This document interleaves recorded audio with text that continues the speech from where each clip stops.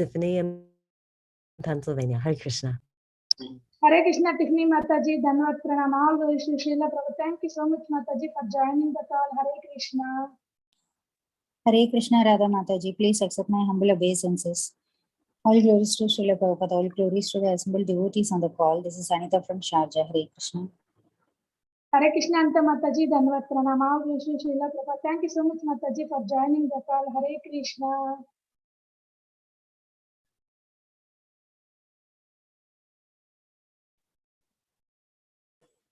Hare Krishna Mataji, Dandavat Pranam, all glories to Srila Prabhupada and Guru Maharaj. This is Varsha from Charlotte. Hare Krishna, Mataji, Dhanavad Pranam, all the Vishnu Srila Prabhu. Thank you so much, Mataji, for joining the call. Hare Krishna.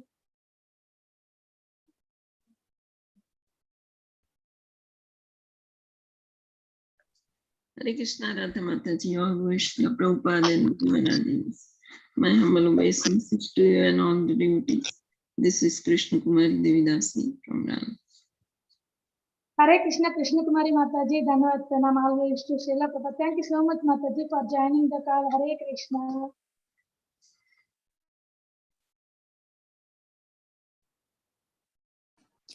Hare Krishna Mataji, all glories to Srila Prabhupada and Guru Maharaj. My respectful obeisances to all the Vaishnavas and Vaishnavis on this call. I'm Deepika Keni from Mumbai. Hare Krishna, Dipya Mataji, Dhanavad Pranam, all the Vishnu Srila Prabhu. Thank you so much, Mataji, for joining the call. Hare Krishna. Hare Krishna, Radha Mataji, Dandavat Pranam, all glories to Srila Prabhupada. This is Smita Gandharvika Devadasi from Texas. Hare Krishna. Hare Krishna, Vinte Gandharika Mataji, Dhanavad Pranam, all the Vishnu Srila Prabhu. Thank you so much, Mataji, for joining the call. Hare Krishna.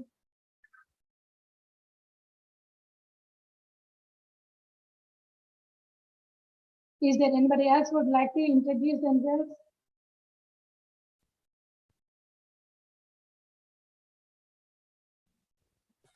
Hare Krishna Mataji, Dhanavad Pranam. Please accept my humble obeisances across to Srila Prabhupada and Guru Maharaj. Thank you so much. This is Vadna from Atlanta, Mataji. Hare Krishna. Hare Krishna, Vadna Mataji, Dhanavad Pranam, all the Vishnu Srila Prabhu. Thank you so much, Mataji, for joining the call. Hare Krishna. Hare Krishna Mataji, I will start the recording as Prabhuji already came. We are skipping the introduction. We are directly going to the class. I'll just on the recording, Mataji.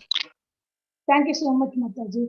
Hare Krishna, welcome to Bhakti Sangha conference call. Today we are fortunate to have His Grace Bhagwan Shakti Prabhuji to enlighten us on the topic of Srimad Bhagavatam, 5th canto, 8th chapter, verse 19 onwards. Hare Krishna, Bhagwan Shakti Prabhuji, Dandavat Pranam, all glories to Srila Prabhupada. Thank you very much, Prabhuji, for joining the call and giving your association, enlightening on the topic of Srimad Bhagavatam. I would like to hand our call to you, Prabhuji. Hare Krishna. Hare Krishna. So thank you all very much for joining today's session, and I would like to thank the organizers for giving me an opportunity again to share Krishna Katha. So let's start with the Mangalacharan prayers. Namo Om Vishnupadaya Krishna Prishthaya Bhutale Srimate Bhakti Vedanta Swaminiti Namine Namaste Saraswati Deve Gauravani Pracharine Nirvishesha Shunyavadi Paschatya Deshatarine Jai Shri Krishna Chaitanya Prabhu Nityananda Shri Advaita Gadadhara Shivasadi Gaura Bhakta Vrinda. Hare Krishna Krishna Krishna Hare Hare Hare Rama Rama Rama Hare Hare. Hare Krishna. So today we will continue our discussion from the 5th canto of Srimad Bhagavatam, 8th chapter, verse number 19. We have been discussing from the episode of Bharat Maharaj. So we will chant the verse, read the translation and purport, and then we will take some themes from the purport and the verse and the section of Bhagavatam. So the verse is 19th verse. This is a prose verse, so I will just read the verse. Nimlochati ha Bhagavan sakala jagat kshemodayas trai atma adyapi mama na mrigavadu nyasa agachati. So the translation is, So this is Bharat Maharaj thinking to himself. So now he's thinking, alas, when the sun rises, all auspicious things begin. Unfortunately, they have not begun for me. The sun god is the Vedas personified, but I am bereft of all Vedic principles. That sun god is now setting, yet the poor animal who trusted in me since its mother died has not yet returned. So this is Bharat Maharaj lamenting for the deer which has left, and he's really very disturbed in his mind. He has given up his spiritual practices. He has given up his bhakti, and he is just thinking about the deer and lamenting why the deer has not come. And he's thinking that the sunrise is supposed to be the cause of auspiciousness, but why has the sunrise become a cause of inauspiciousness for me by taking away the deer, like that he is lamenting. So Srila Prabhupada in the purport, he says, in the Brahma Samhita, the sun is described as the eye of the Supreme Personality of Godhead.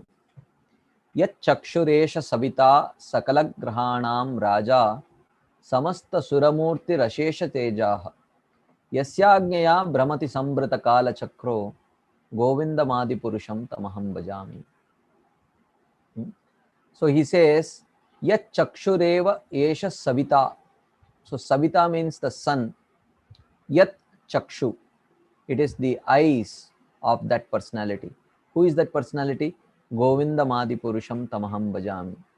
So in this way, Srila Prabhupada is quoting this verse where it is mentioned that the sun is like the eyes of the Supreme Lord.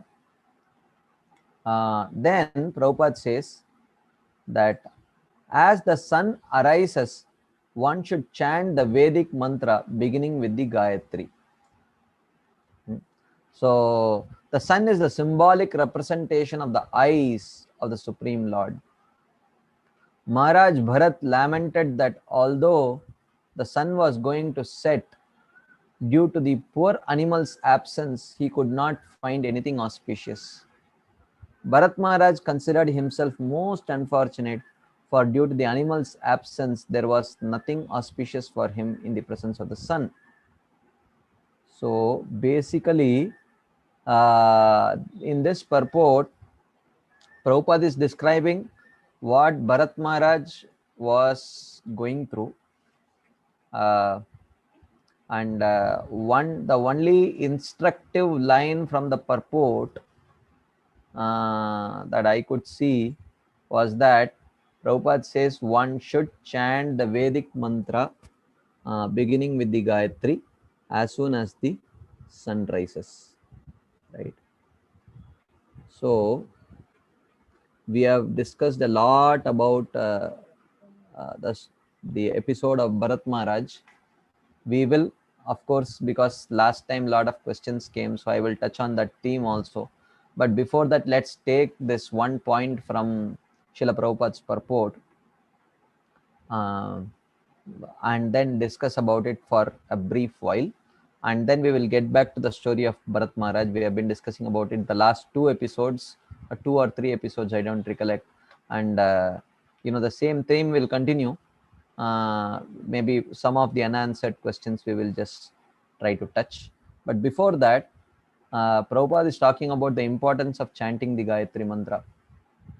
So we will discuss on this theme first, the importance of Gayatri Mantra. So this Gayatri Mantra, so we will discuss what is the role of this Gayatri Mantra in our Gaudiya Vaishnava Parampara. This is a very important point. Those of you who have already received the second initiation and others, there could be some people who are already second initiated. There could be some people who are not yet second initiated but first initiated, but eagerly waiting for getting the second initiation. And there could be others who may think that, oh, ultimately holy name is the most important thing. What is the need for second initiation anyway? Like that. So in our sampradaya, in our Gaudiya Vaishnava sampradaya, what is the importance of this Gayatri mantra? We will briefly try to understand this particular topic today. So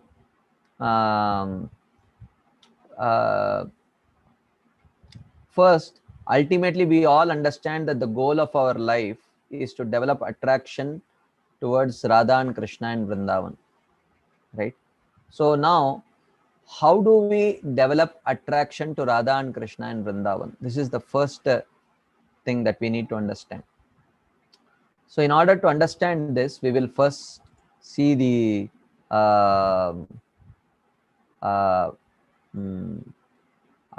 okay, I just got a chat message where it is mentioned, those of us who are not initiated but looking forward to both first and second initiation.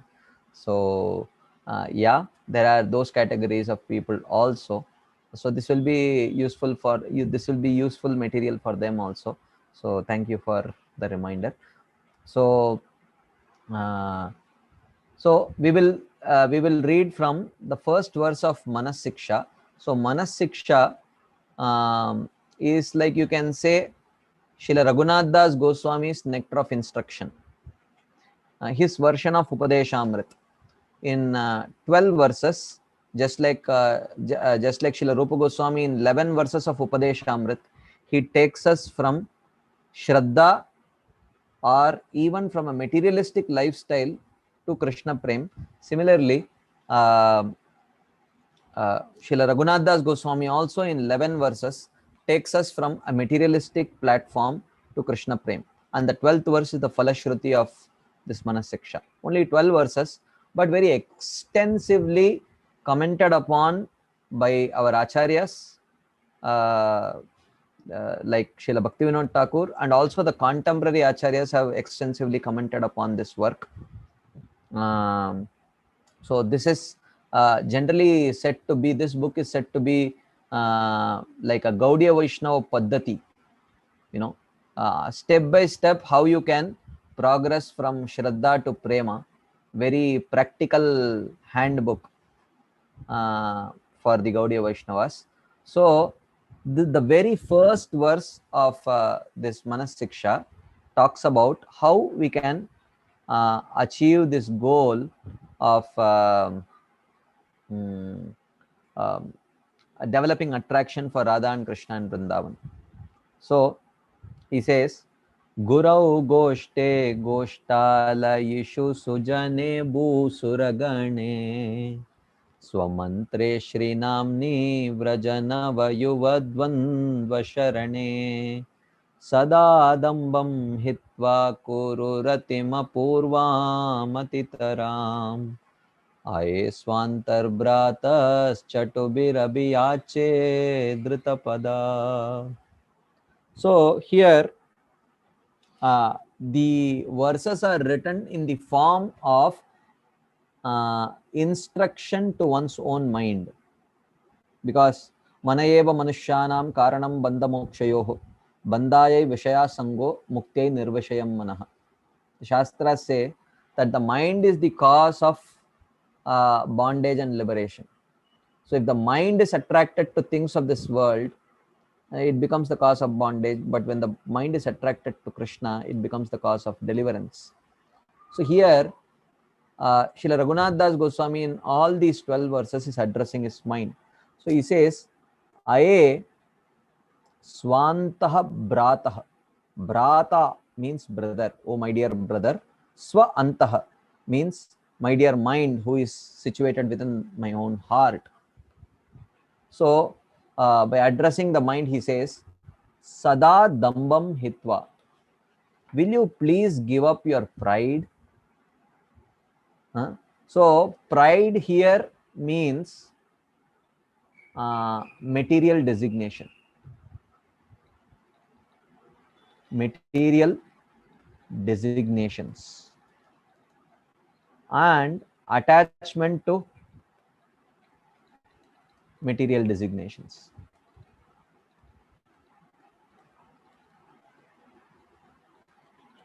right? So this is, so when he says pride, damba, the literal meaning is pride, but pride is just one manifestation of damba. So dambam here has a more elaborate meaning rather than just pride. One of the symptoms of attachment to material designations is pride. So here damba refers to much more than pride. It is actually being very attached to the upadhis, material upadhis. So here he is telling sada dambam hitva. Sada dambam hitva means, the word sada means continuously or always. So which means he is telling the process of giving up material designations is not like giving up your kurta. You remove your kurta and throw it out. So it's a one act job. You remove the kurta, it is gone. But giving up material designations is not like that. It is a moment to moment choice till complete purification happens and the spiritual designation completely manifests, right? So that is the meaning of sada. Sada means it is a constant thing. It's not, okay, today I give up material designation. It's not like that. It is a conscious choice. It is a constant conscious choice, right? So sada dambam hitva. So having given up material designations, what one should do, he says, kuru ratim apurvam atitaram. Please develop unprecedented excessive attachment. Give up these material designations and is Raghunath Das Goswami requesting the mind to remain designation-less? He says, no. Develop the right kind of designations. Develop the right kind of relationships. So what, to whom? And what kind of relationship? He says, apurvam atitaram. Unprecedented. Unprecedented means you must not have had that kind of attachment to anything of this material world. And atitaram means excessively endeavor to develop that kind of an attachment, he says. So your endeavor, the kind of endeavor that you have done in this material world to please everyone connected to you or to please yourself, your endeavor to develop the spiritual relationship must be much more than that. That is the order or instruction that Raghunath Das Goswami is giving to his own mind. Sada dambam hitva kuru ratim apurvam atitaram. So to whom should he develop this unprecedented excessive attachment? He says ultimately to Radha and Krishna only.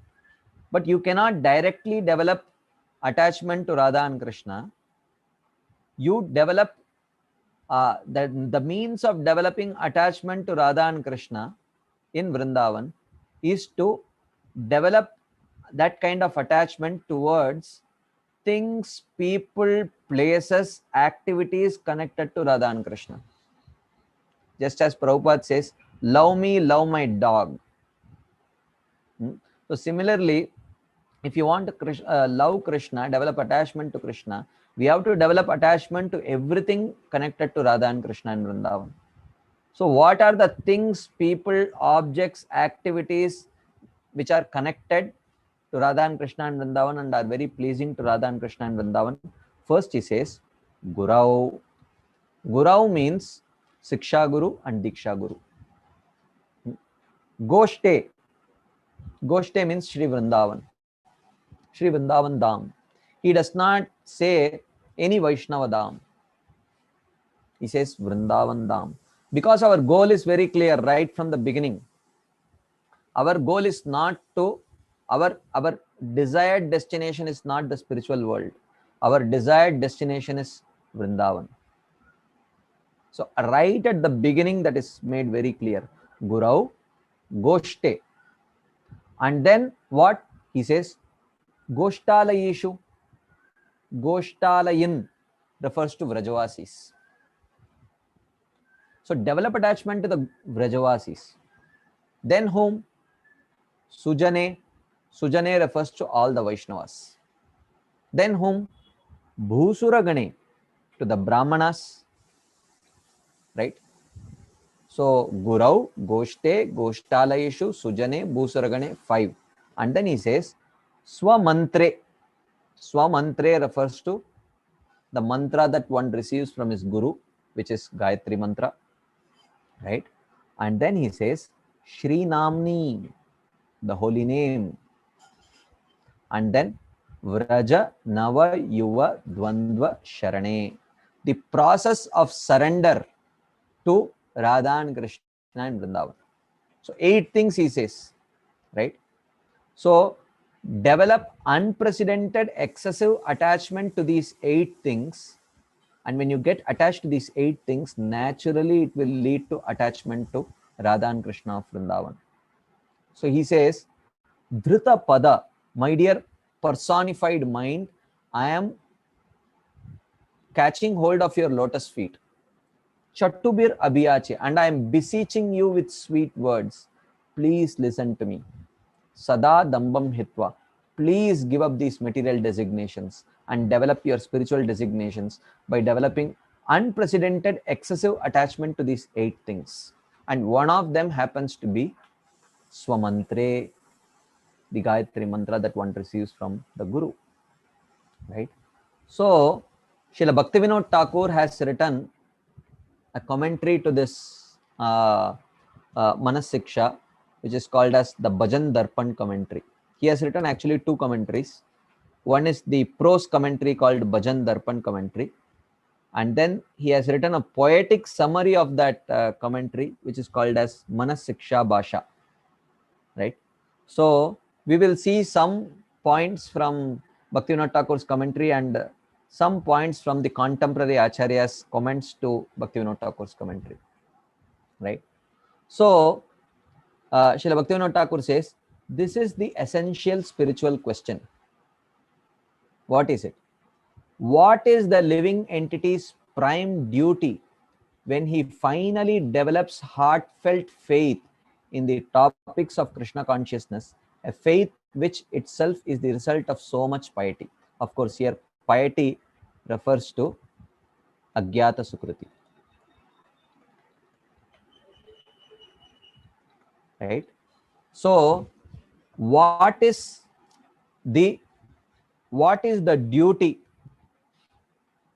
of a person who has developed Shraddha? Right? What is his duty? Right? So, so Shraddha means what? We discussed, right? I think we discussed this in one of the discussions. Shraddha means faith in the devotees, faith in the process, faith in the Bhakti Shastras, and faith in the Parampara.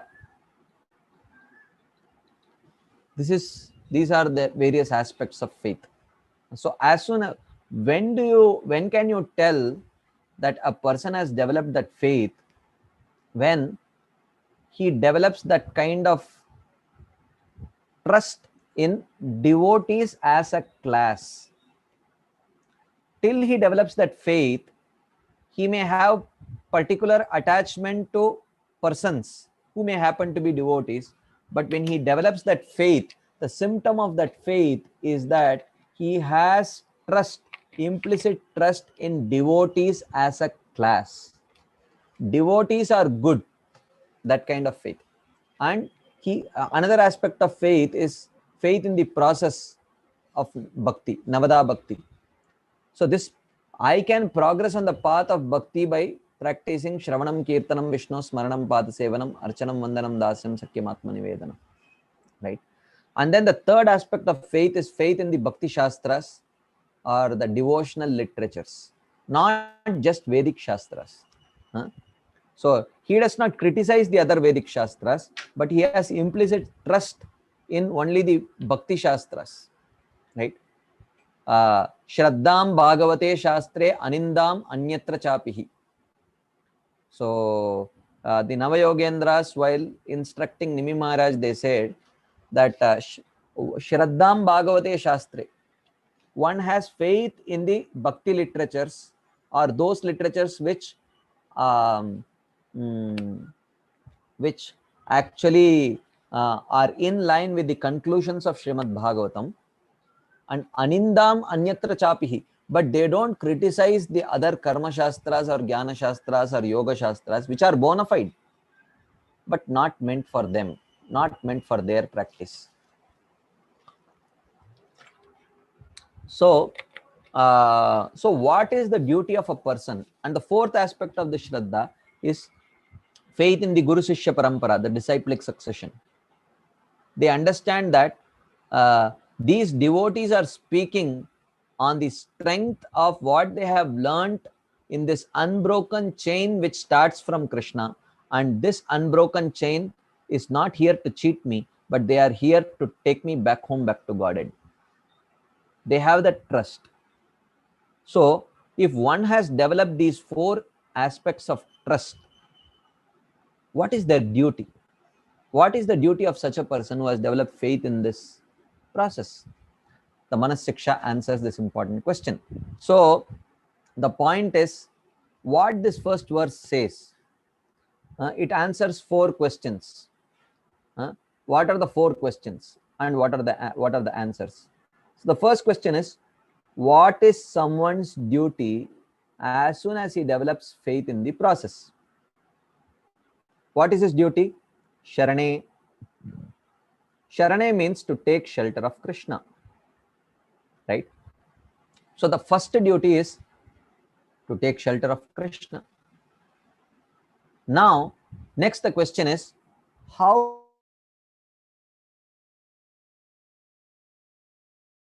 Krishna? Taking shelter means what?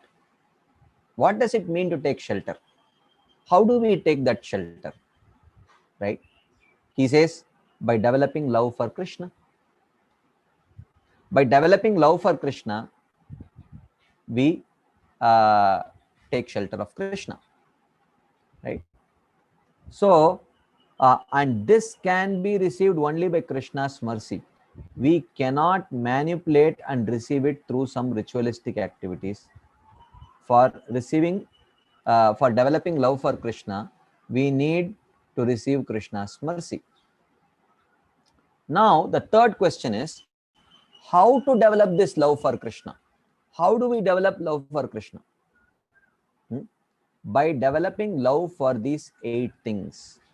Gurau, Goshte, Goshtalayishu, Sujane, Bhusuragane, Swamantre, Shrinamni, Vrajanavayuvad, Dvandvasharane. These 8 things. We cannot exclude anything from the realm of our attachment. For example, if one loves the father, then one automatically develops love towards other relatives, right? So, so therefore, we cannot exclude everything connected to Krishna. We try to develop love towards that. In fact, it is easier to achieve Krishna through Tadiya Upasanam than to achieve him directly. It is easier to achieve Krishna by serving those things which are connected to Krishna, dear to Krishna, than to directly serve Krishna, right? And then the fourth question is, how will I develop love for all these things? How will I develop attachment and love for all these things? By giving up our prior attachments. By giving up our prior materialistic attachments, it becomes easier to develop attachments. That's what Srila Raghunath Das Goswami mentions here as Dambam Hitva. Get rid of your pride. Of course, pride here refers to, as we mentioned before, materialistic designations. Right? So this is what this verse talks about.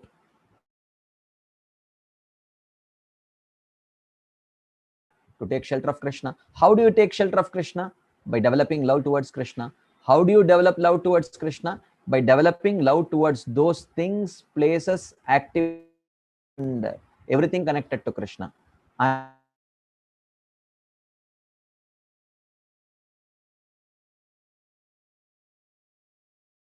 attachments.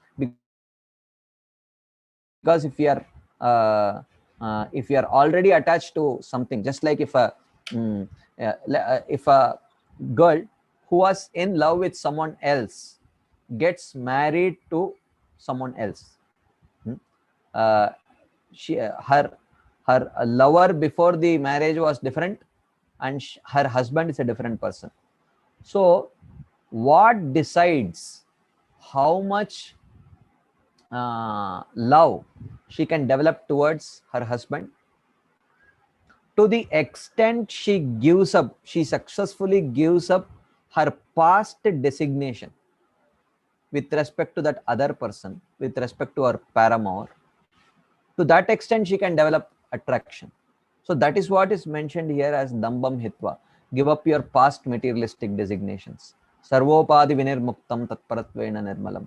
Rishikena rishikesha sevanam bhakti ruchyate. Like that. Now, Srila Bhaktivinoda Thakur is going to describe each one of these words to help us understand. Very quickly we will go through this. So first he says the 8 things, right? He lists the 8 things for us.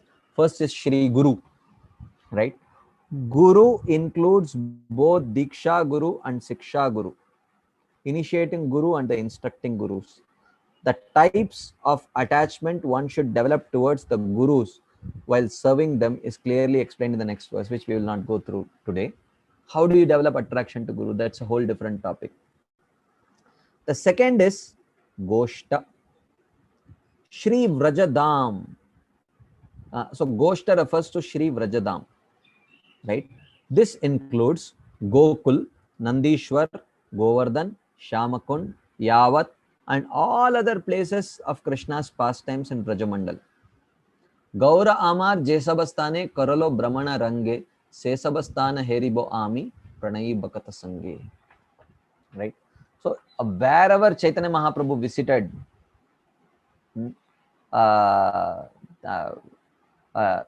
in great love, I wish to visit all those places in the association of those devotees who have great love and affection for Chaitanya Mahaprabhu and Shri Krishna, his pastimes and his pastime places.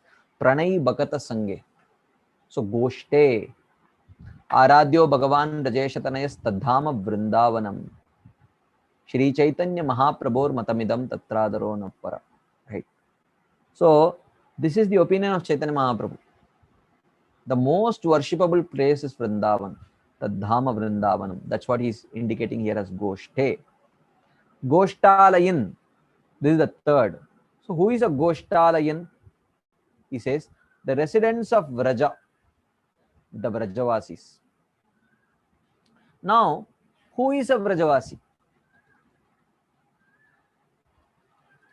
This is a very important question. Who is a Vrajavasi? Those who reside in Vrajadam for the purpose of pleasing the Lord through devotional service are called Vrajavasigan. Very powerful definition. Who is a Vrajavasi? First is they reside in Vraja. Then for the purpose of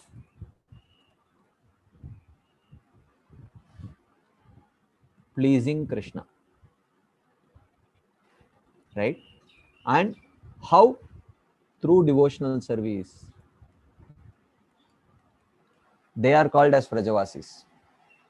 So therefore, one who stays in Vraja need not necessarily be a Vrajavasi, but those who reside in Vraja for the purpose of pleasing Krishna through devotional service, they are Vrajavasis. Vrajavasi indicates a pure devotee and elevated Uttama Bhagavata. such a person resides in Vrajadam both physically and in meditation, or just in meditation. So such a person, he stays both physically and in meditation, or only in meditation, right? So someone who is physically there but mentally not there, he is not a Vrajavasi. A very specific definition of a Vrajavasi. One should develop attachment to those Vrajavasis. The next is Sujana. Sujana means the Vaishnava devotees of the Lord. So the Vaishnavas. So Sujana refers to the Vaishnavas. So the devotees of the Lord, Vaishnavas, may belong to any Vaishnava Sampradaya. Perhaps they may not reside in Vrajadam, even in meditation, but still they are bona fide and are devotees of the Supreme Lord Bhagavan. These are intermediate Madhyama Bhagavata devotees. You see here, there are many definitions of Kanishta, Madhyama and Uttama. Nectar of Devotion gives its own definition of Kanishta, Madhyama, Uttama, right? Then there is Nectar of Instruction gives its own definition of Kanishta, Madhyama and Uttama. Bhagavatam gives its own definition of Kanishta, Madhyama and Uttama. And here Bhaktivinoda Thakur gives his own definition of Kanishta, Madhyama and Uttama. So who is Uttama? He says Uttama means, he says Uttamadhikari is Vrajavasi. Okay. And Madhyamadhikari is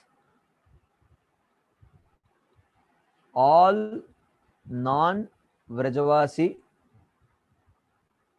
Vaishnavas. They are Madhyamadhikaris. And who is a Kanishtadhikari? Right? A Kanishtadhikari is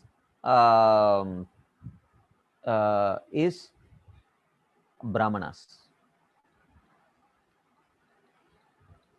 This is a very unique definition of Kanishta, Madhyama and Uttama given by Srila Bhaktivinoda Thakur, which is quite different from the definition of Kanishta, Madhyama and Uttama as given in Nectar of Instruction or Nectar of Devotion or Bhagavatam or Chaitanya Charitamrita.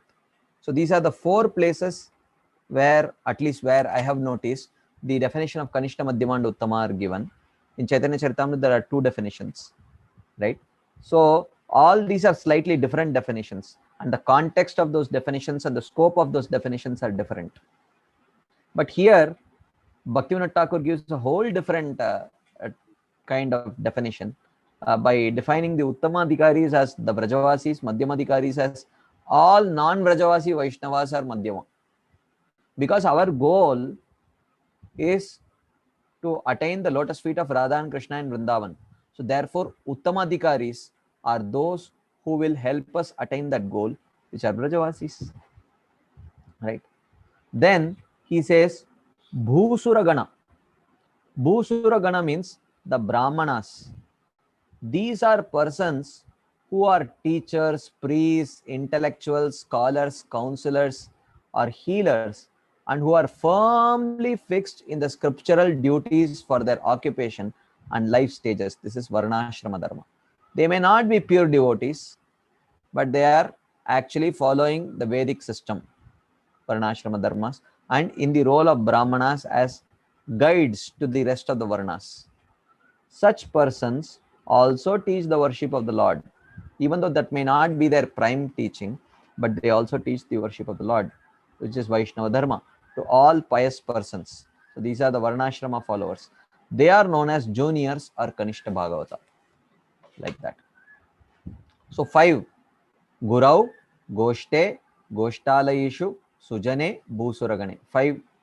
5 things or 5 aspects to which we have to develop deep attachment are mentioned. The 6th is, what is the topic of discussion? Swamantra, one's Diksha mantra, right?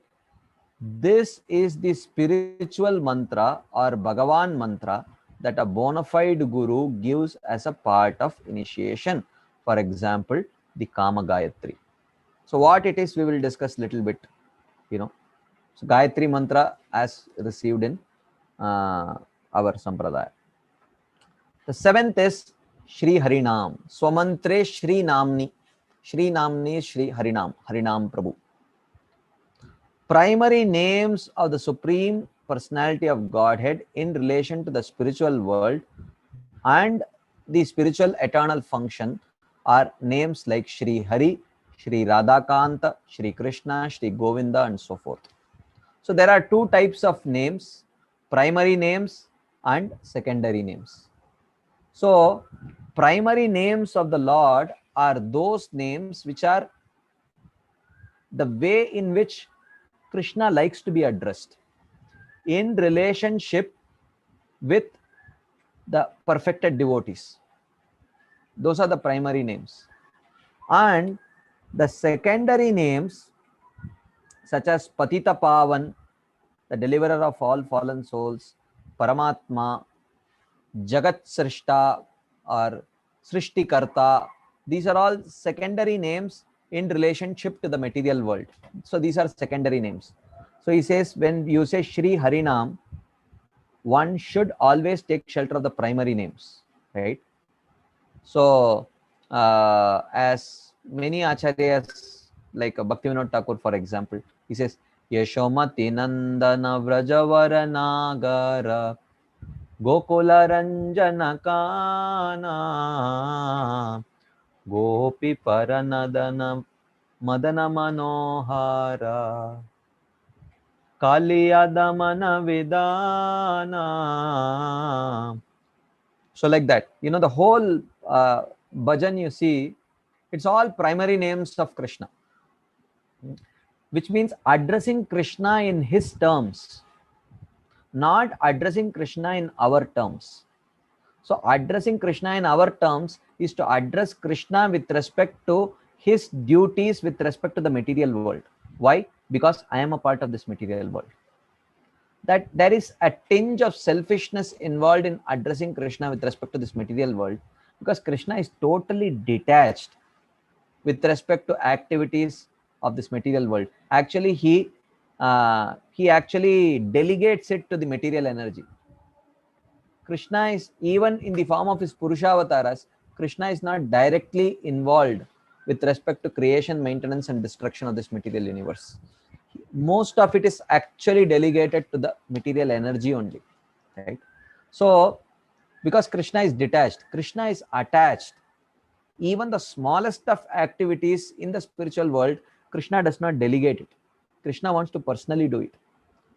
So therefore, you see, Yashomati Nandana means one who gives pleasure to Mother Yashoda. I mean, every son gives pleasure to his own mother. What is the big deal? But Krishna likes to be addressed that way, in relationship to those devotees whose life and soul is Krishna. Vrajavara, Nagara. Nagara means what? Nagara means one who wanders around aimlessly, right? A loafer. Nagara means a loafer, one who loafs around without any particular aimless wanderer. He is the best of the aimless wanderers of Vrindavan. Vrajavara Nagara.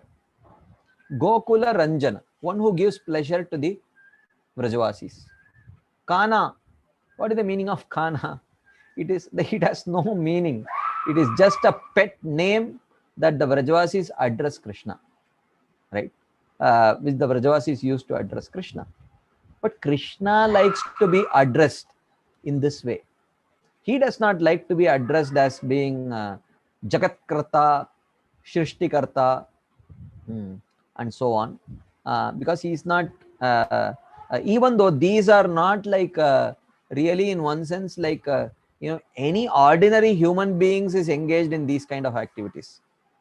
You don't have to be a very qualified person to roam around aimlessly, right? Anyone can be that, but Krishna likes to be addressed because the dearmost devotees of Krishna, like the Vrajavasis, they like to address him in this way: Vrajavara Nagara, Kana, Gokula Ranjana, Yashomati Nandana, like that.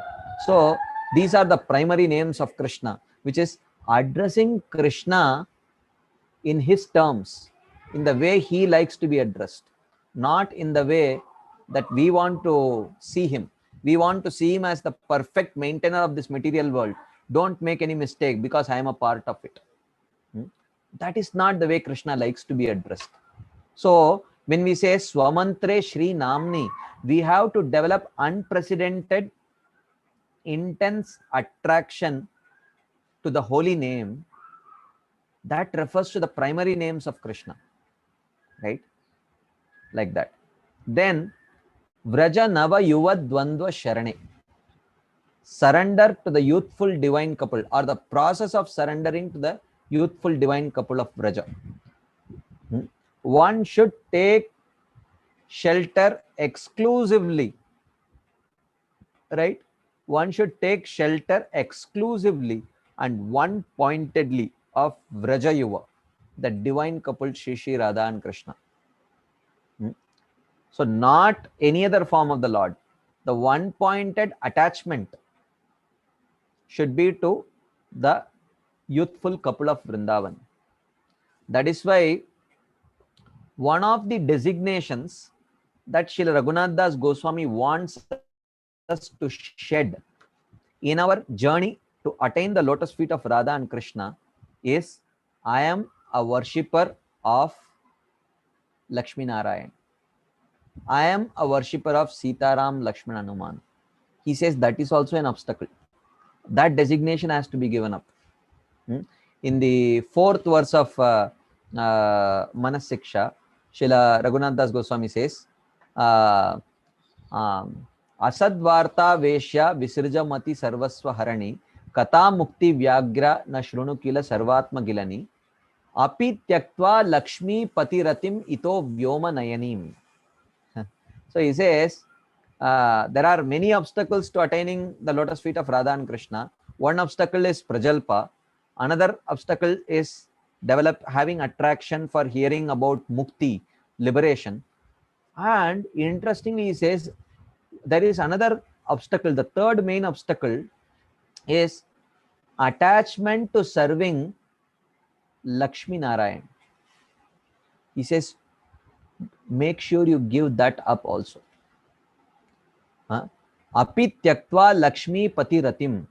So Sarvopadi Vinirmuktam also includes that I am very much, so one should worship Lakshmi Narayan, but one's attachment should be to worship Radha and Krishna only.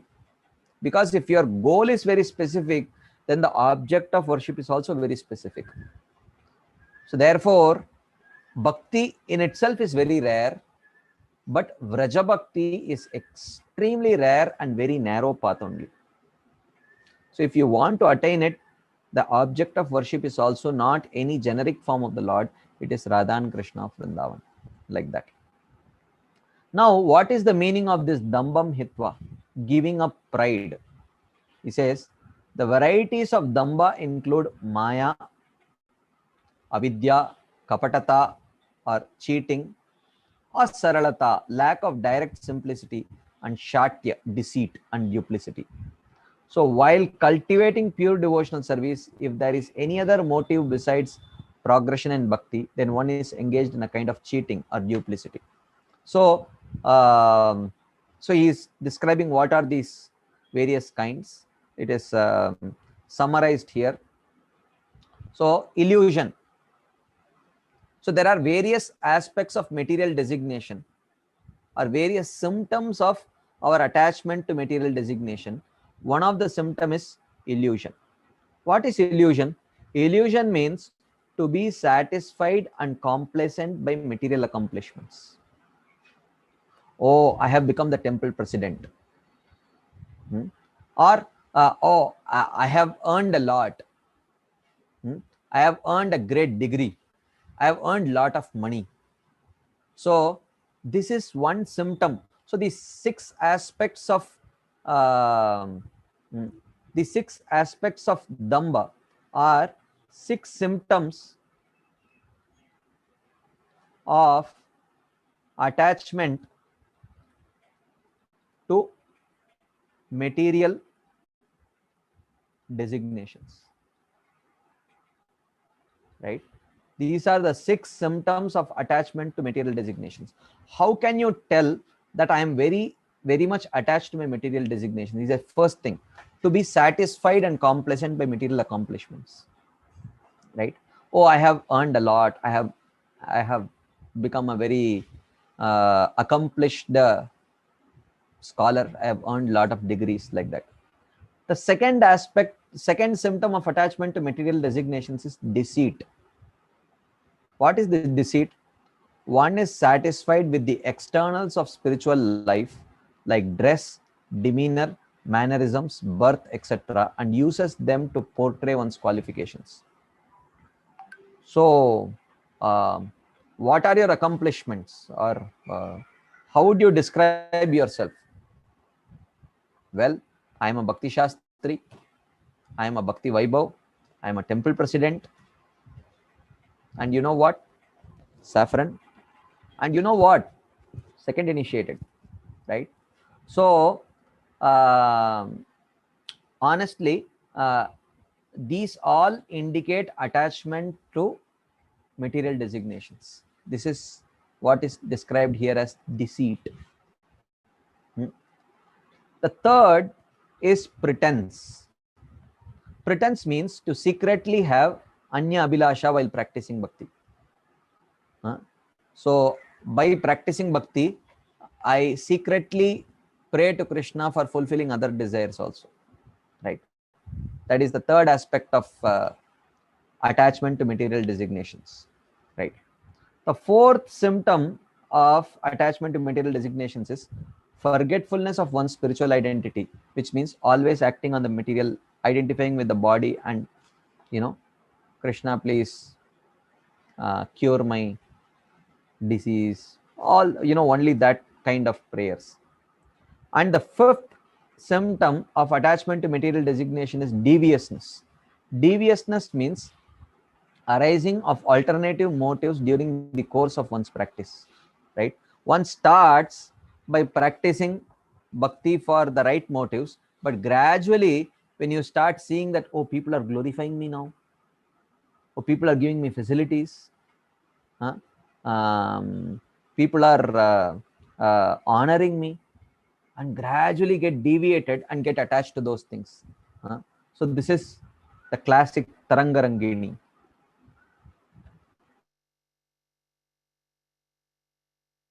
Right? So this is deviousness. And the sixth aspect of our attachment to material designations is offenses. Our inclination to commit offenses, either in the form of nama aparad or seva aparad or Vaishnava aparad, all these kinds of aparadas, right? So these are all symptoms of our attachment to material designations. This is what Srila Raghunath Das Goswami says, Sada Dambam Hitva. Sada means every moment consciously try to give up these 6 aspects of attachment to material designations, right? And Bhaktivinoda Thakur in his books, he has described the 7 various kinds of demons who represent these 6 aspects of pride. So we will not go through this. You can so basically here it is mentioned that while reading these pastimes, we should be very open and pray to Krishna to remove all these various kinds of prides, right? So this is what it means to give up material designations. So you may be wondering, I am not able to understand why is he describing all these things? So because we are trying to understand the importance of Gayatri Mantra, but only to the extent we saw that Gayatri Mantra is one of the 8 things to which we need to develop attachment to, because it is very dear to Krishna, And by developing attachment to Gayatri Mantra, we can develop attachment to Krishna. So, but to develop attachment, it is not just sufficient to bring a rusted iron near the magnet. Okay, it will not get attracted. First thing is to remove the rust. So removing the rust means removing the material designations to which we are already attracted to. That is why we are discussing this theme. We will very soon go to our theme of importance of Gayatri Mantra. So how to throw out this pride? He says, one of the means is by careful and prayerful reading and hearing of these 7 pastimes related to pride, various aspects of pride. Okay, so that's about Sadadambam Hitva. Then he talks about Apurva Rati. Apurva Rati means unprecedented love.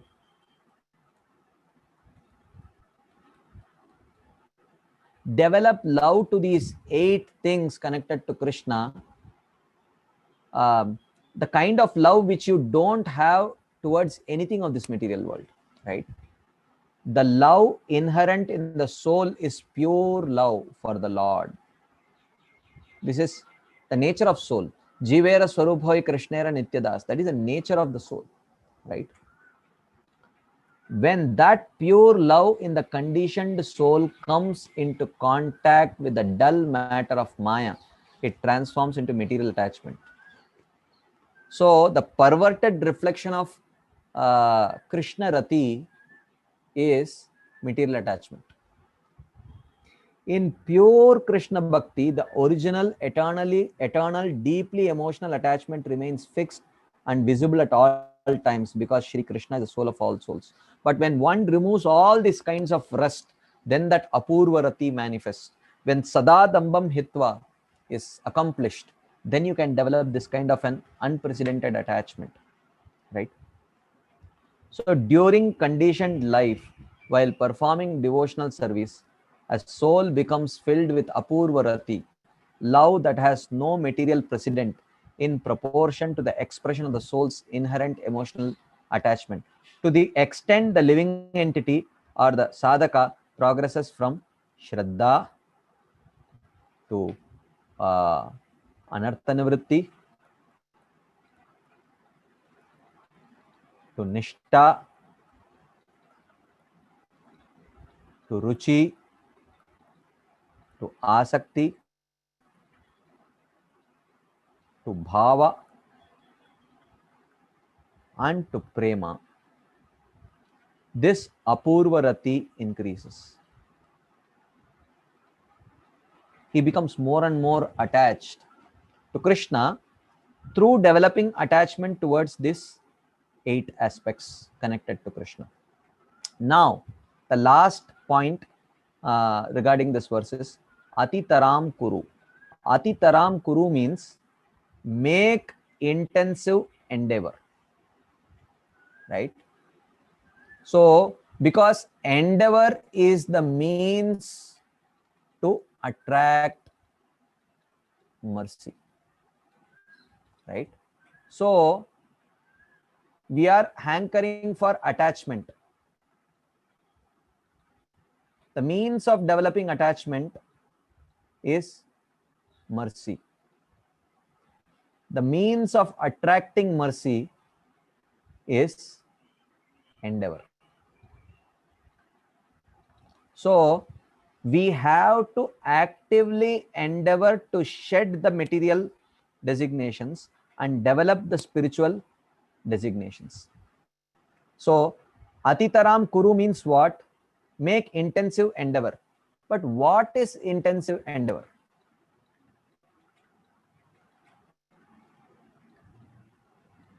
What is this intensive endeavor? He says, enthusiastically feel encouraged to progress and take full shelter in the devotional path. This is the endeavor. Do not become complacent thinking, if I am lucky, I will get spiritual success, or if it is not in my fortune, then I may not achieve it, right? So if I am lucky, I will progress. If I am not lucky, I will not progress, which means you are not taking any responsibility. So ultimately the key is mercy, but ultimately the key is endeavor only, because it is endeavor only which attracts mercy, right?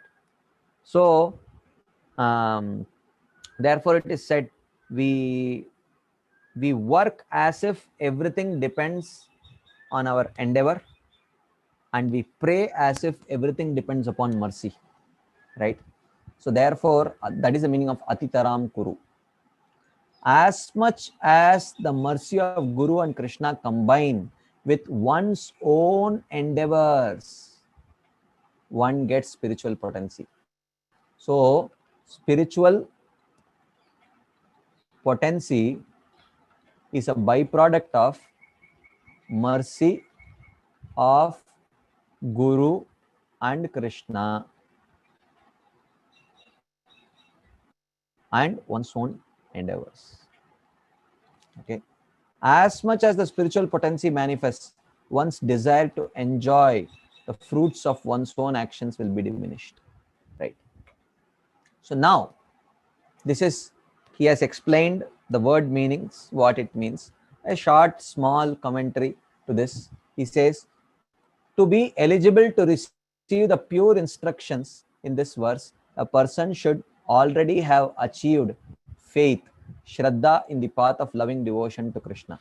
So basically, Srila Raghunath Das Goswami says, or Bhaktivinoda Thakur is mentioning about this verse, about this book. He says, Manas Siksha is only for Gaudiya Vaishnavas. If you have developed faith in the process, and if your goal is to attain the lotus feet of Radha and Krishna only, then this book can help you. Every verse of this book will help you towards attaining that goal, right? Such faith comes from the potency of the association of saintly persons, sadhu sangha, manifest within the heart. We saw before, right? It starts with Satam Kripa, then Mahat Seva,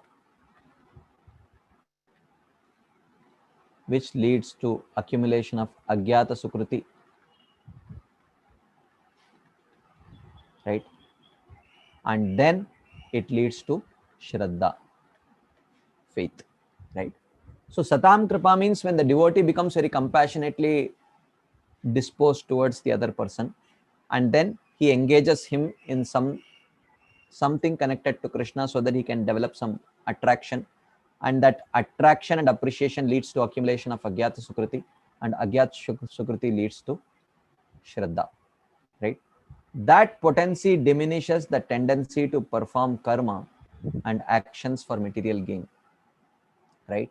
So the touch of the devotee gradually loosens the attraction towards karma from the heart of the one who is receiving that seed of devotion, right? When Shraddha develops, the first action is to accept and take shelter of an initiating spiritual master, Diksha Guru, as well as the Diksha mantra to worship the Yugal Kishore, the divine couple, Shri Shri Radha Krishna. After receiving the mantra, one should worship one's Siksha and Diksha Gurus with pure devotion and attachment to their lotus feet. This is Gurau he's talking about, and Swa mantra also. One should not only respect gurus as saints using rational intelligence, but one should also deal with one's gurus as well-wishing friends, right? So when one gradually progresses from Vaidi to Raganuga, right, it is not that he starts becoming less and less dependent on the guru, rather his dependence and attraction towards the guru increases, and the nature of that relationship with the guru also changes, right?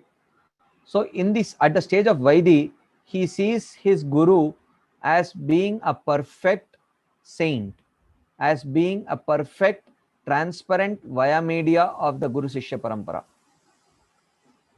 But when he gradually progresses on the path of Raganuga Bhakti, he also continues to see his Guru as a perfect saint, as a perfect, transparent via media of the Guru Shishya Parampara, but additionally he also starts seeing the Guru as the perfect friend and the perfect associate of Radha and Krishna, the perfect servant of Radha and Krishna.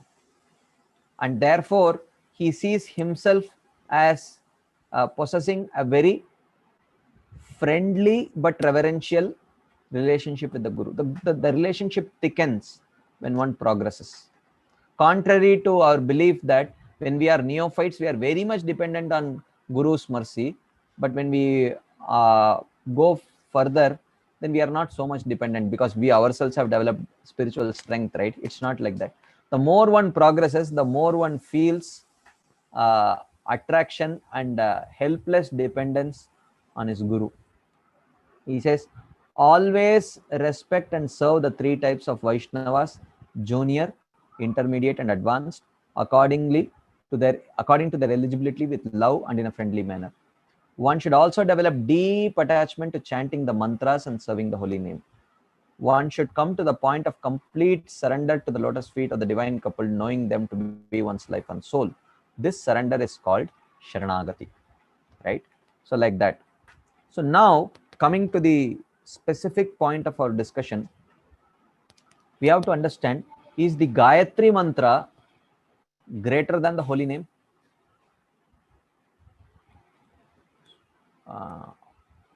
Isn't the holy name sufficient? So do we really need the Gayatri mantra?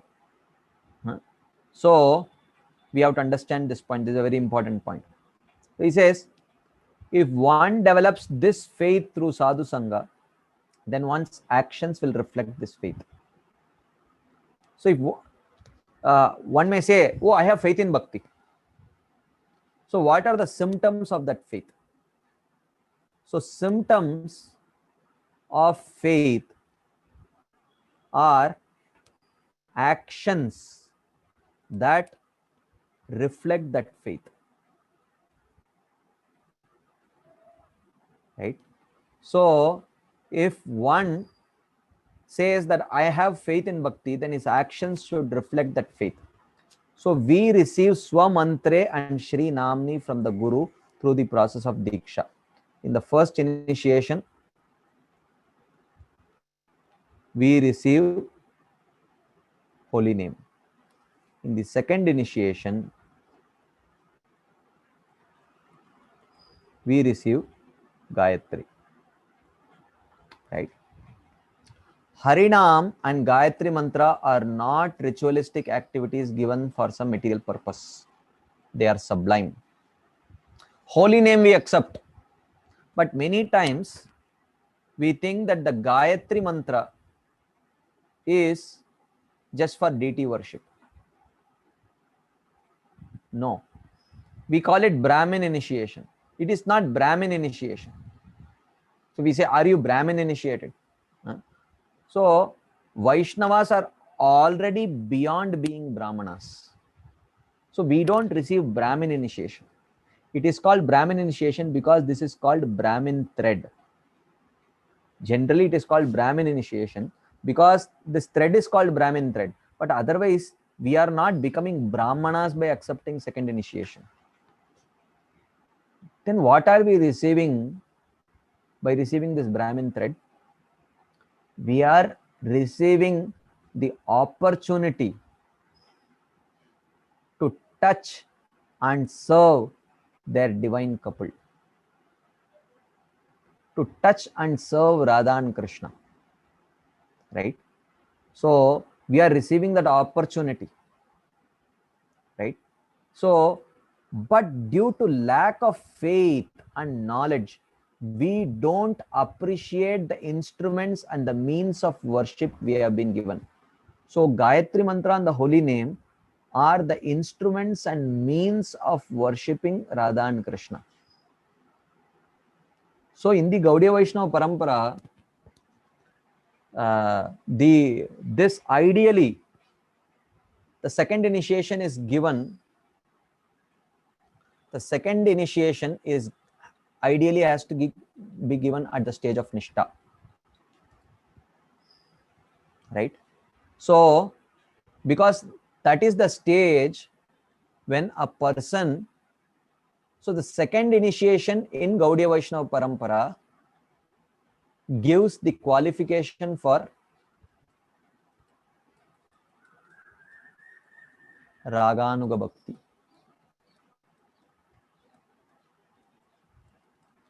Right?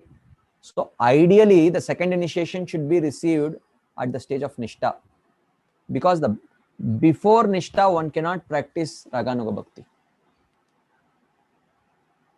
So therefore, we say very generically that by chanting Harinam, when the heart becomes fairly purified, then one receives the second initiation. How much purified? Tada rajastamo bhava kamalobhadayasche chetayeter anaviddam stitam sattve prasidati. Or the verse before that, Nashta prayeshu abhadreshu nityam bhagavata sevaya bhagavati uttama shloke bhaktir bhavati naishtiki. When one reaches steady state of practicing devotional service, when the anarthas within the heart are almost gone, when the influence of Rajoguna and Tamoguna are almost gone, they are not at all disturbing him, that is the time when one becomes qualified to even venture into the realm of Raganuga Bhakti.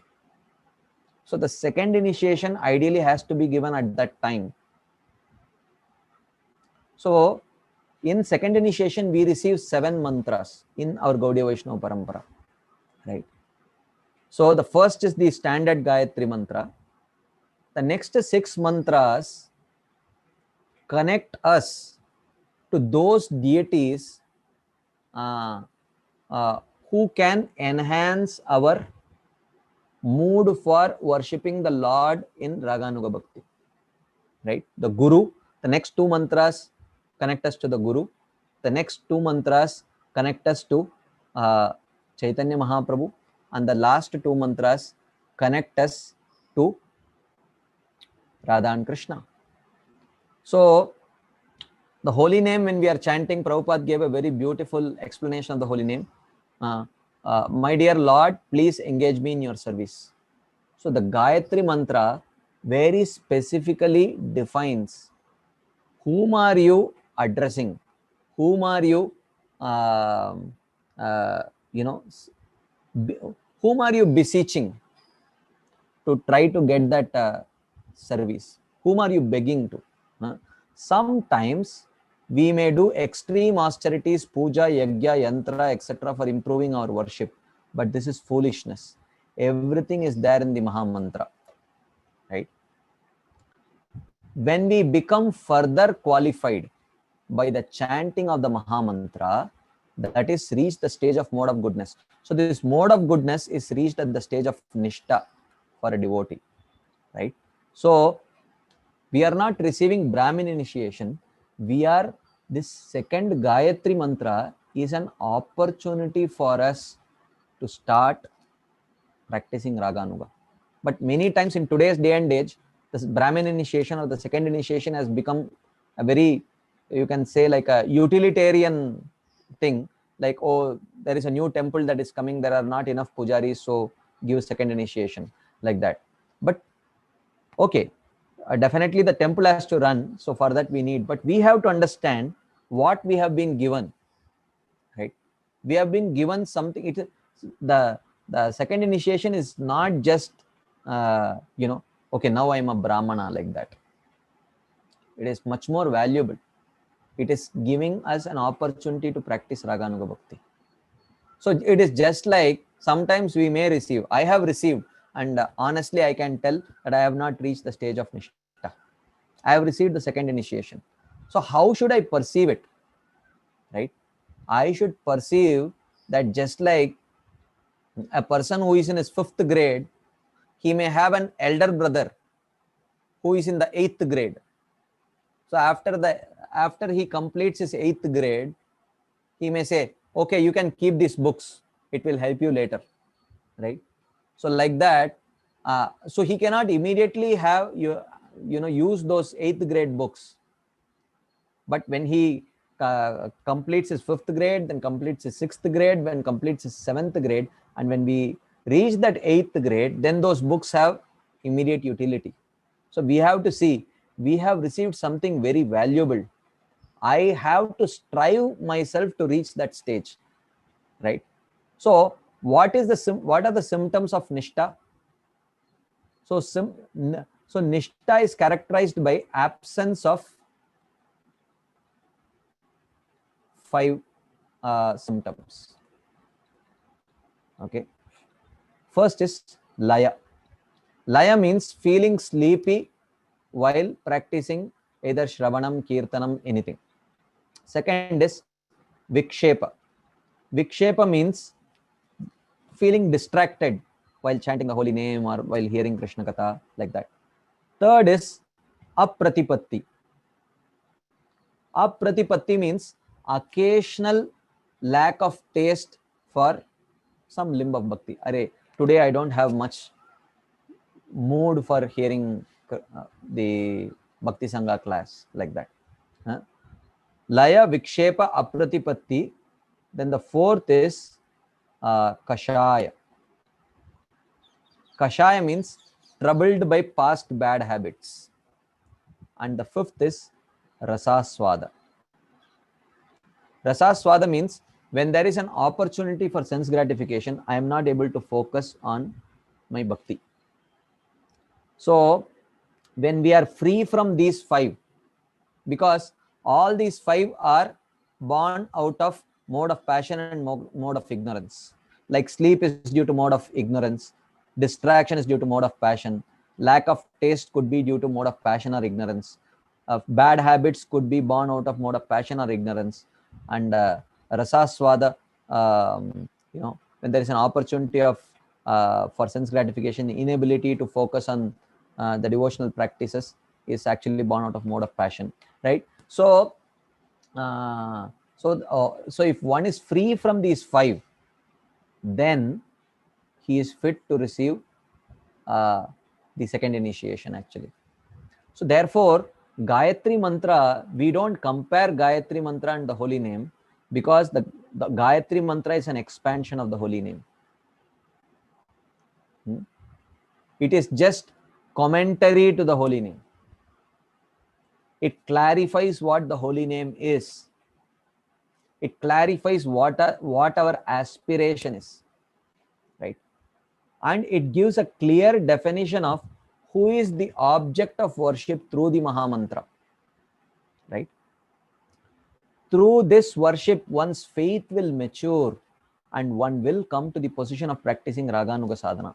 So don't think that the Gayatri Mantra is just for Brahmana. So I am not here to become a Brahmana. I am here to become a Vaishnava. And I become a Vaishnava already by chanting the holy name. Why do I need the Gayatri Mantra? No. So this is what the Gayatri Mantra is. So the holy name takes us from Vaidhi to Raganuga, and the holy name additionally takes its own expansion, the Gayatri Mantra, to take us further into the realm of Raganuga Bhakti. This is Gaudiya Vaishnava Gayatri. This is very special, actually, right? So Prabhupada is talking about Gayatri here. Now the question is how to develop attraction for the Gayatri Mantra and the holy name, right?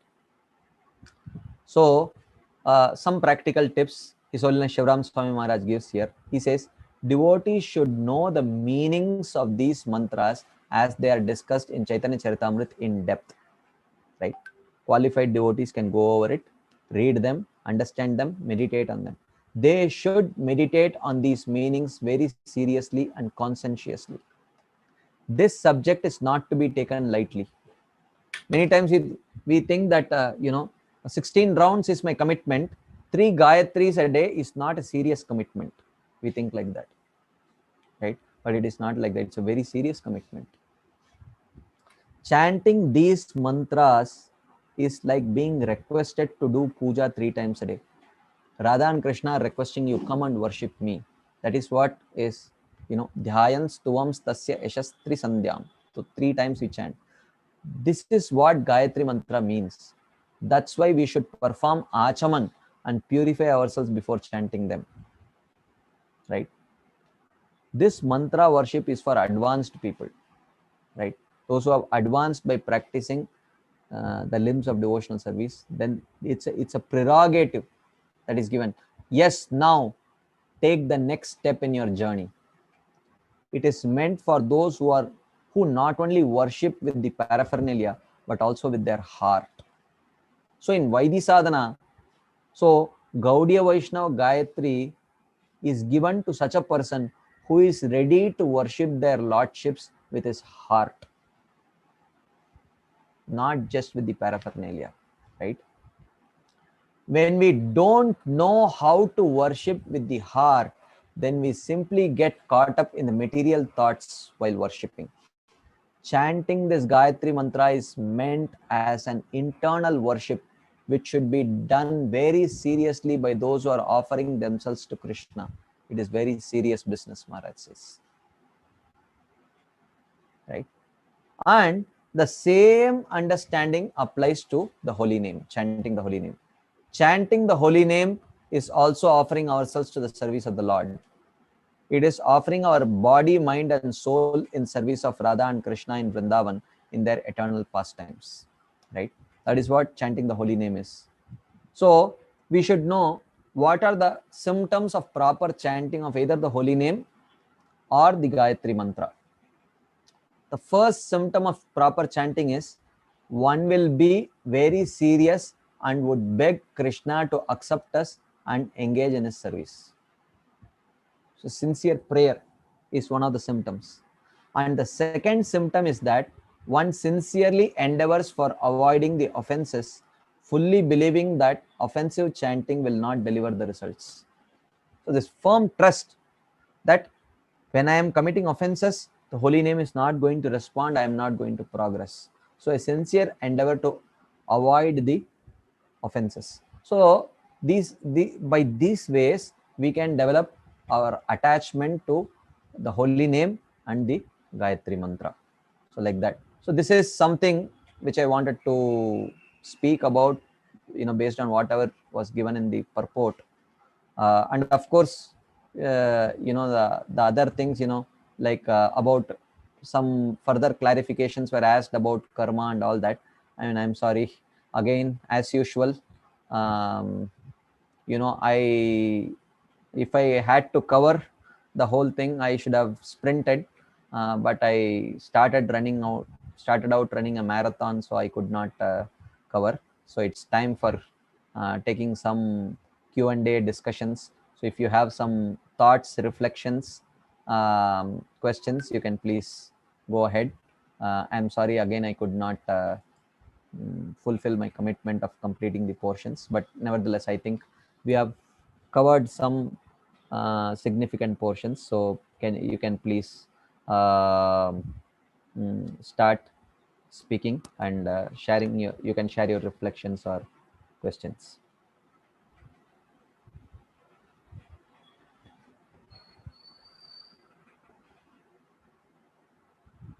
Thank you so much, Prabhuji. Such a wonderful class and very enlightening class today. Thank you for sharing how to connect the Krishna Prema. The way place is it's very beautiful, Prabhuji. Prabhuji, do you have time for questions, Prabhuji? Yeah, I have time. If devotees have time, we can definitely. I'm requesting devotees, if anybody have any questions, please go ahead, please raise your hands so I can unmute for you.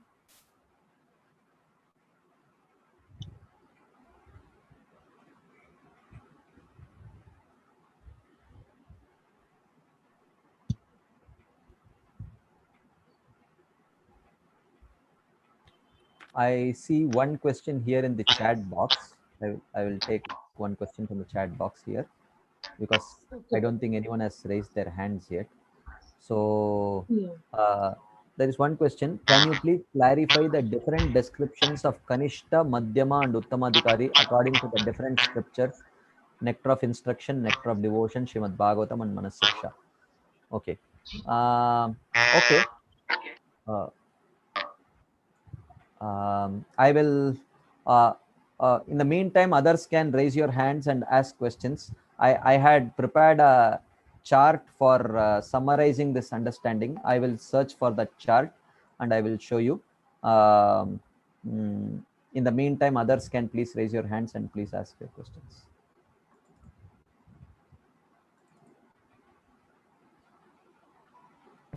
Hare Krishna, Prabhuji, Dandavat Pranam. Such a beautiful, beautiful class, Prabhu.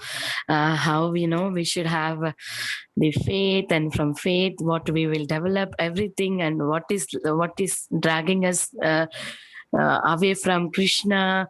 You have explained everything clearly, Prabhu. Thank you so much. But the question is, we are talking about Brahman initiation and mantra. So without Brahman initiation or a mantra, can a soul go back to Krishna?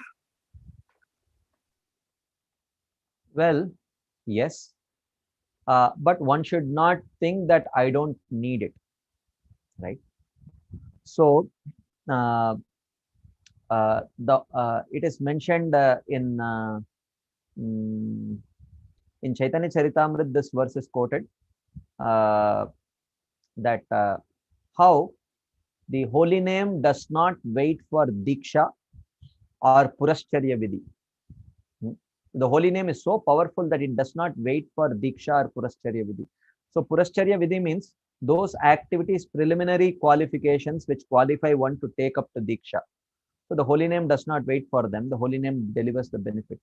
So in explaining this verse, it is mentioned, Prabhupada also mentions this in the purport. So he says that does not mean one thinks that, oh, the holy name is powerful, I don't need Diksha. Right? So then it's a serious problem. Otherwise, if you see of the 10 offenses, the third offense is Guror Avagya. Guror Avagya means disobeying the orders of a spiritual master. If disobeying the orders of the spiritual master is a Nama Parad, then how much more serious offense would it be to think that, oh, I don't need Diksha, right? So, so therefore, yes, without the second initiation, one can definitely go back. But the point is, one should himself not feel that I don't need it. Then it's an offensive attitude. If due to circumstances, one is not able to take that initiation, even first initiation for that matter, then the holy name will deliver. As long as the person is not averse to accepting a guru and averse to accepting initiation, definitely the holy name is capable of delivering. But the moment the person thinks that I don't need initiation, the holy name is sufficient, the holy name will definitely not respond because it is an offense to the holy name. Is that relevant, Mataji? Yes, Prabhuji. So I could understand it.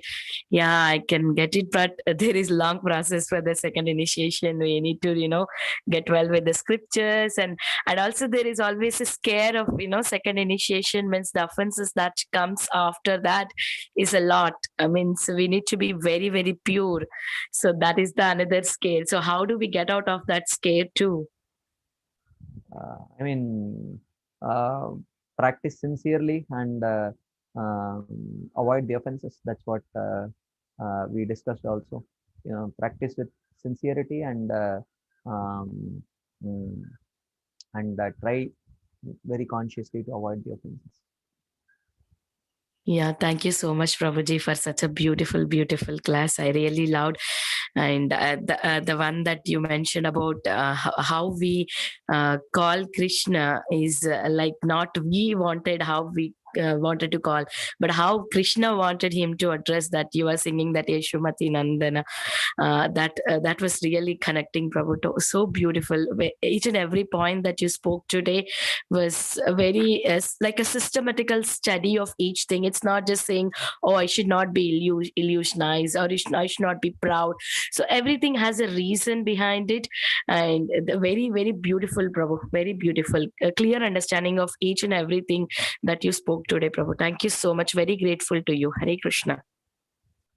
Hare Krishna. Thank you, Mataji. Actually, I directly presented from the book, so it's not something I systematically arranged. So whatever was there, I just presented. So the credit goes to the acharyas who have written. Thank you, Prabhu. Your classes always are like that, Prabhu. Hare Krishna. So I will take this. Okay, yeah. Thank I'll you, take the chat Prabhuji, for a question very later. nice class. Yes, Mataji. For very inspirational. Thank you for a very inspirational class as always. Especially that last line you were telling, Vikshepa, and one step before, where we have to really perfect ourselves before we get our Brahman initiation.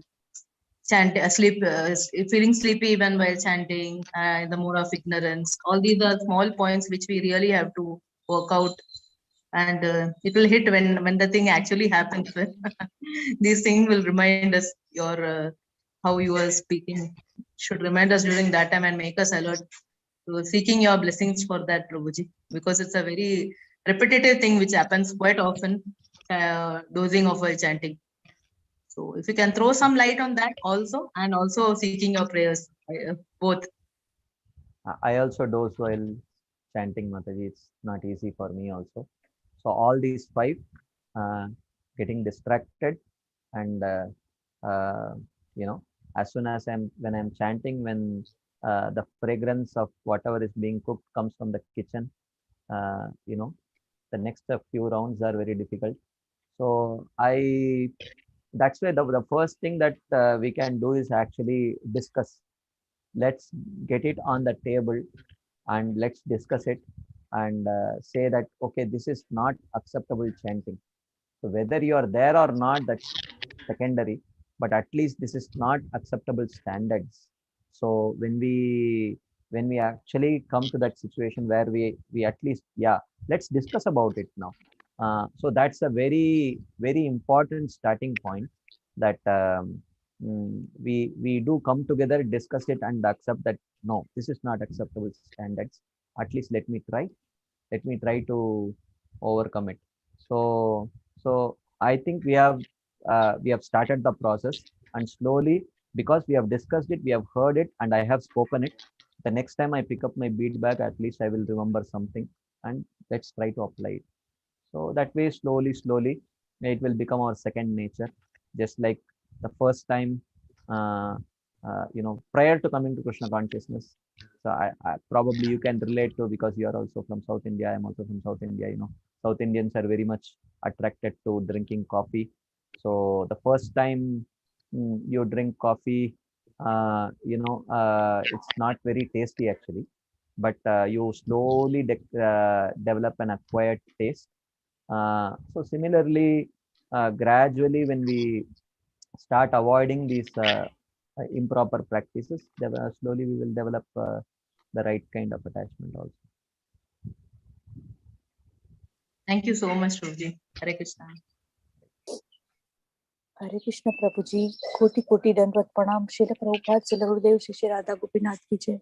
Thank you, Prabhuji, that you correct us that before taking Brahman initiation, how much we have to censor in, please forgive me, in our daily sadhana.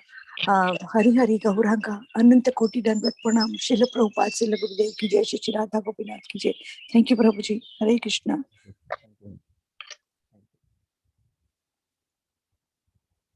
Yeah, this is wonderful.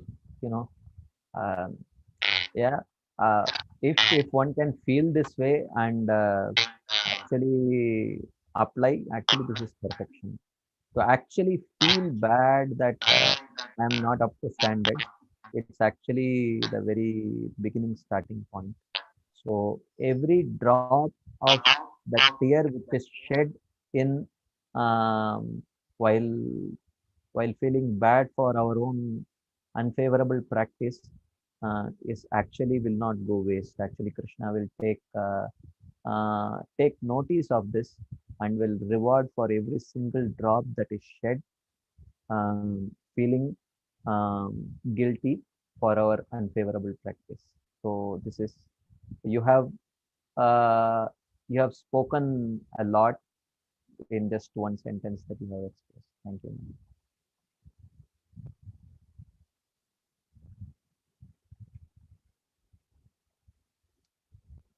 Okay, if there are Hare Krishna, Prabhuji.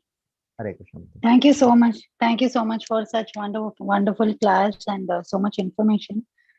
Thank you, Prabhuji. Hare Krishna. And there are some questions in the chat. Yeah, so I will take Hare the Krishna. chat question. The first question was, what are the different descriptions of Kanishta, Madhyama, and Uttama? So, of course, it needs some explanation, but I will try to keep the explanations to minimum. And so, just hold on. Where did I? Yeah, here. Okay. So, the Kanishta Adhikari, Madhyama Adhikari, and Uttama Adhikari, according to Nectar of Devotion, is just hold on. Yeah. So, Nectar of Devotion says the Nectar of Devotion's definition is according to the faith in the Shastras. So, oh, I'm sorry. I thought I had shared the screen. I think I have not shared the screen. I will share the screen. Yeah. So the Nectar of Devotion's definition is according to the faith in the Shastras, and the Kanishtadhikari, Madhyamadhikari, and Uttamadhikari, based on their superlative, medium, or inferior faith in the Shastras, are all three of them are actually Vaidhi sadhakas only. They are within the realm of Vaidhi sadhana only. So this is the basis of definition. I won't go into the details because we don't have time. So then, there is too much material. Then we will see that how these are not standard terminologies. This Kanishta, Madhyama, and Uttama, according to Nectar of Instruction also. So it's based on the level of development, devotional development. If one with faith chants the holy name, he is considered to be Kanishta. But if he has become qualified to attain Diksha, which means if he has reached the stage of Nishta, then he is Madhyama. But if a person is so elevated that his heart is completely free of even the smallest tinge of criticizing others, then he is Uttamadhikari. So, and according to Srimad Bhagavatam, also, the Uttamadhikari is at the level of Bhava and Prema. He is able to see everyone as possessing that same Bhava and Prema. And Stavar Jangama Deki Nadeki Taramurti Sarvatra Hoy Nija Ishtadeva Spruti. Whatever he sees, whomever he sees, it inspires him of Krishna. And the Madhyamadhikari is characterized by devotional discrimination, where he can discriminate between Krishna, the devotees, very favorable, innocent people, and the envious people. And Kanishtadhikari is not even an Uttama Bhakta. He has no shastrically grounded faith, right? I'm not going into details. And Chaitanya Charitamrita, twice it comes, once in Sanatan Shiksha, where the definition is very similar to NOD. And then the next is when the Kulinagram Vasis, when they approach Chaitanya Mahaprabhu and ask who is a Vaishnava, so 3 times he gives 3 different answers. So just to summarize, if you see, according to the Bhakti Rasamrita Sindhu definition, the Uttamadhikari could be anywhere between Nishta to Asakti. The Madhyamadhikari is definitely at the stage of Anartha Nivritti, and the Kanishtadhikari is definitely Anartha Nivritti. And the Nectar of Instruction, person, the definition Uttamadhikari is at the stage of Bhava to Prema, and Madhyamadhikari is Nishta to Asakti, and Kanishtadhikari is Shraddha to Anartha Nivritti, anywhere he could be. And according to Srimad Bhagavatam's definition, the Uttamadhikari is Bhava to Prema, Madhyamadhikari is Anartha Nivritti to Asakti, and the Kanishtadhikari is not even practicing pure devotional service, like that. So just, and if you see, Bhakti Rasamrita Sindhu's Kanishtadhikari, Madhyamadhikari, and Uttamadhikari, all 3 of them will fit into Srimad Bhagavatam's Madhyamadhikari definition, like that. Anyway, this is just some details, but the point is that These are not standard terminologies. Every book defines the scope of these terminologies, and every book uses these terminologies like that. Any other comments or questions before we wind up?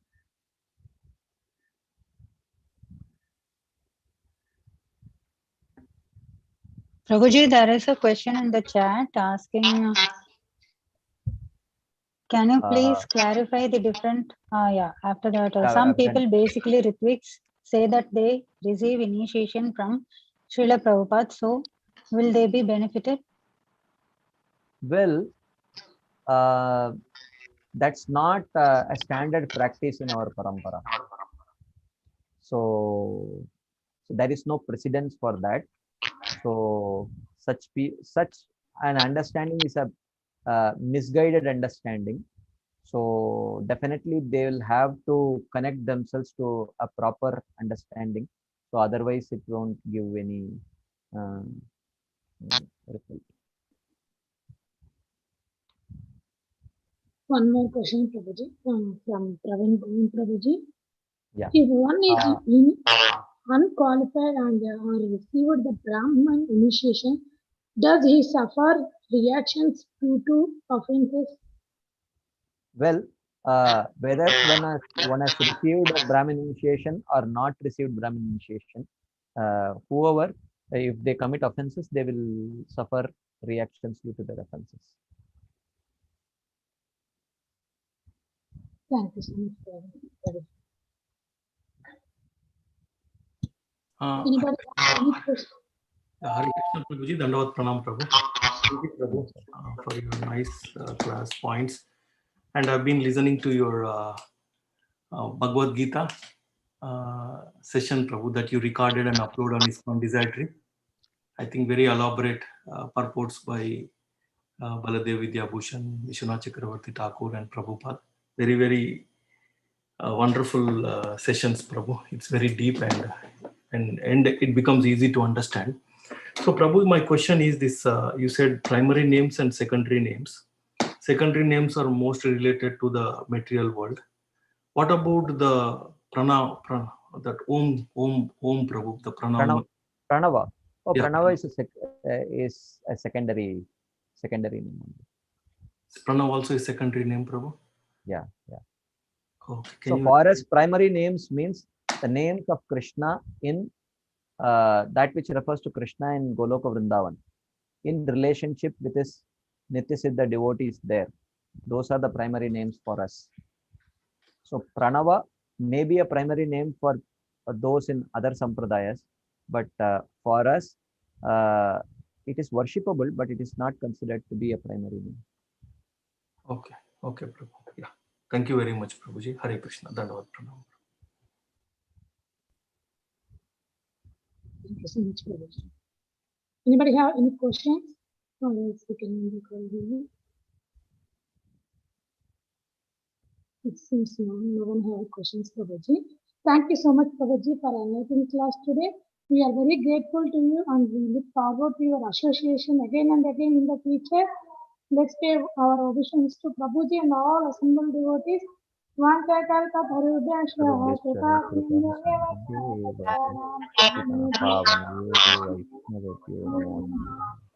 Mantra Srimad Bhagavatam ki jai, Shri Prabhupada ki jai, Pranam Shakti Prabhuji ki jai, and all assembled devotees ki jai.